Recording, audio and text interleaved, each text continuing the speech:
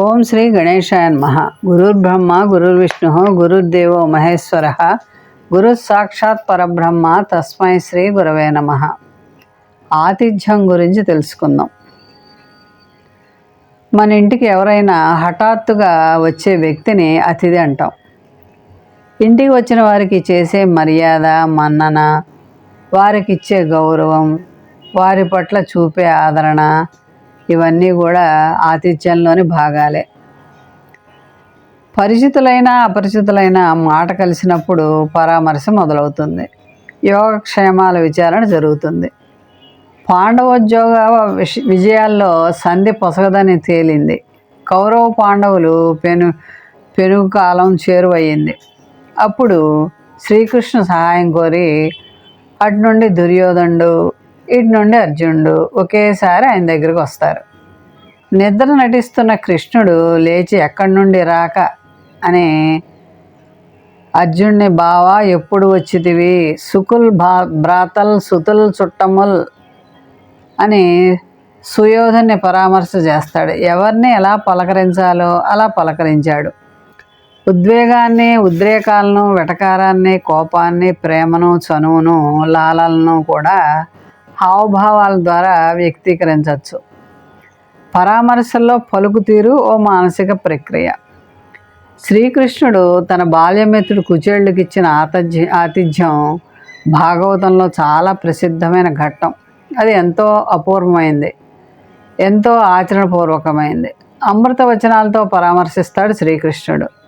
ఆ పలుకులు ఆయన రుక్మిణీ పర్యంకంలో ఉన్న కృష్ణుడు మిత్రుని చూసి లేచి వచ్చి కౌలించుకుని తన పర్యంకం మీద కూర్చోబెట్టుకుంటాడు.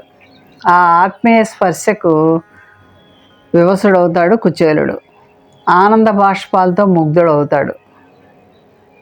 ఇలా ఈ ఘట్టంలో దేవర న్యాయపరంగా, ఆధ్యాత్మిక రహస్యంగా చాలా వ్యాఖ్యానాలు చేశారు ఆధ్యాత్మికవాదులు. ఆతిథ్యంలో హృదయ సాన్నిధ్యంతో పాటు భౌతిక సాన్నిధ్యాన్ని కూడా చూపడం మేలైన విధానమని వైజ్ఞానిక శాస్త్ర పరిశోధనలు చెప్తున్నాయి. మనసు గుండెను ప్రభావితం చేస్తుందని వైద్యశాస్త్రం చెబుతుంది. అందుకే ఈనాటికి కరచాలానికి, కౌగిలింతకి అంత ప్రాధాన్యత ఉంది. శ్రీ రామాయణంలో రామలక్ష్మణులను వెంటబెట్టుకుని మిథిలకు వచ్చాడు విశ్వామిత్రుడు. తన పురోహితుడు శతానందంతో కలిసి జనకుడు వారికి స్వాగతం పలుకుతాడు. అప్పుడు శతానందుడు విశ్వామిత్రుని పరామర్శించి, మహర్షి, మా తల్లి వీరిని చూసిందా, పూజించిందా? రాముడికి మా తల్లి వృత్తాంతం చెప్పావా?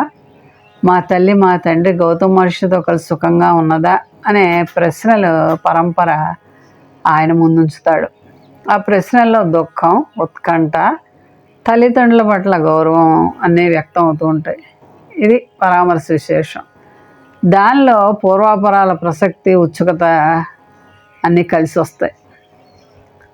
మనసులో నుండి ప్రభవించే భావోద్వేగాలు మాటల కలబోతలో ప్రసరిస్తాయి. పరామర్శలో అయితే ఎదుటివారి గుండెను తాకుతాయి. సుందరకాండలో హనుమంతుడు సముద్రోల్లంఘన సందర్భంలో మైనాకుడు ప్రత్యక్షమై తన ఆతిథ్యాన్ని తీసుకెళ్ళమంటాడు. హనుమంతుడు సంతోషించిన సౌమ్యంగా, సౌజన్యంతో తన లక్ష్య దీక్షని వివరించి ముందుకు సాగిపోతాడు. ఆతిథ్యంలో చేతకు, దానికంటే ఆత్మీయమైన మాటకి ఎంతటి విలువ, సంతృప్తి లభిస్తాయో చెప్తూ ఉంటుంది ఈ సంఘటన. అలాగే రామలక్ష్మణులకి సుగ్రీవుడితో పరిచయం, పరామర్శ, ఆతిథ్యం, అటు తర్వాత మైత్రి అన్ని విశేషాలే. శబల గోవు కోసం విశ్వామిత్రుడికి, వశిష్ఠుడికి మధ్య మనస్పర్ధలు వచ్చాయి. ఆ పైన సంగ్రహం జరుగుతుంది. నిజానికి ఆతిథ్యం పర్యవసానం కారణంగా జరిగిన దుర్ఘటన. భరద్వాజుడి విందు లోకోత్తరమైన ఆతిథ్యానికి ప్రతీక. సీతారామ లక్ష్మణులకు మహర్షి అత్రి, సాధ్వి, అనసూయల ఆతిథ్యం ప్రేమానురాగాలకు ఉదాహరణ.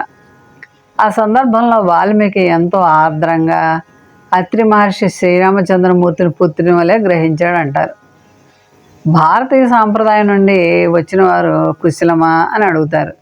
తమ వారి యోగక్షేమాలను విచారిస్తారు. ఇది మానవ సంబంధాల ఔన్నత్యాన్ని, ఆవశ్యకతని మనకి ఉద్ఘాటిస్తుంది. ఆనంద విషాదాలను పంచుకునే పరామర్శ. ఓ విధంగా ఒక్కొక్కప్పుడు గుండె బరువును దించుకునే ప్రక్రియ కూడా ఇది. ఆతిథ్యాన్ని ఇచ్చే విధానాన్ని కూడా మన సంప్రదాయం స్థిరపరిచింది. అతిథికి గృహస్థు తప్పకుండా అర్ఘ్యం, వందనం ఇవ్వాలి. అందుకనే ఈనాటికి ఇంటికి వచ్చిన వారికి కాళ్ళు కొడుక్కునేందుకు నీళ్లు, తాగేందుకు నీళ్ళు ఇచ్చి కూర్చోమంటారు.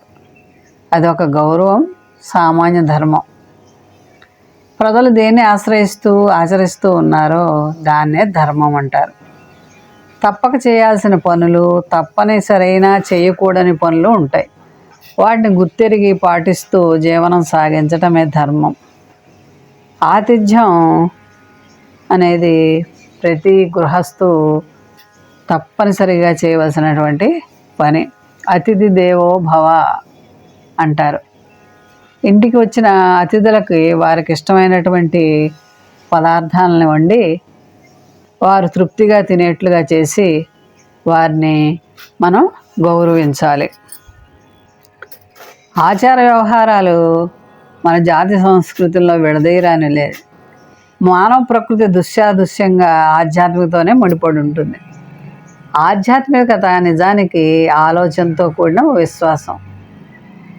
సాంప్రదాయంగా స్థిరపడిన ఆచార వ్యవహారాలు, వాటిలో ఆతిథ్యం, పరామర్శ ఈ రెండు కూడా ప్రాముఖ్యతను సంతరించుకున్నాయి.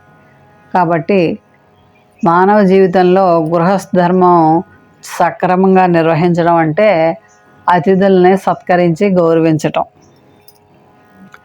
ఆతిథ్యం అనగానే శ్రీకృష్ణుడు తన బాల్యమిత్రుడు కుచేలుకి ఇచ్చిన ఆతిథ్యం గుర్తు తెచ్చుకోవాలి. అలాగే శ్రీకృష్ణుడు అటు అర్జునుడికి, దుర్యోధనులకి వారిద్దరినీ కూడా సమానంగా పరామర్శించి వారికి అతిథి మర్యాదలు చేయడం గుర్తు చేసుకోవాలి.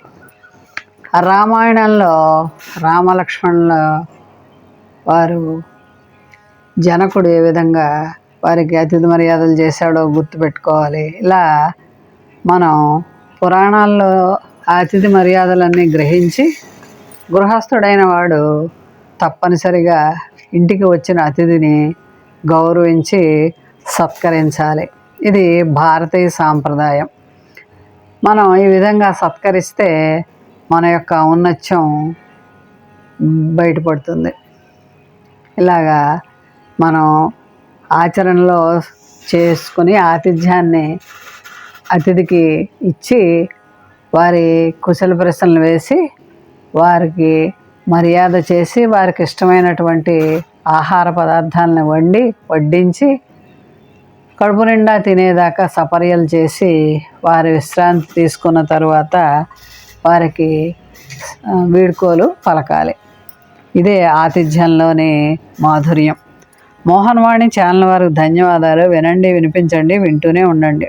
మన మోహన్వాణి కార్యక్రమాలు మీకు నచ్చినట్లయితే వెంటనే ఒక లైక్ చేయండి, అలాగే కామెంట్ చేయండి, ఎక్కువ మందికి షేర్ చేయండి. సబ్స్క్రైబ్ చేసుకోకపోతే వెంటనే మన ఛానల్కి ఇప్పుడే సబ్స్క్రైబ్ చేసుకోండి. ధన్యవాదాలు.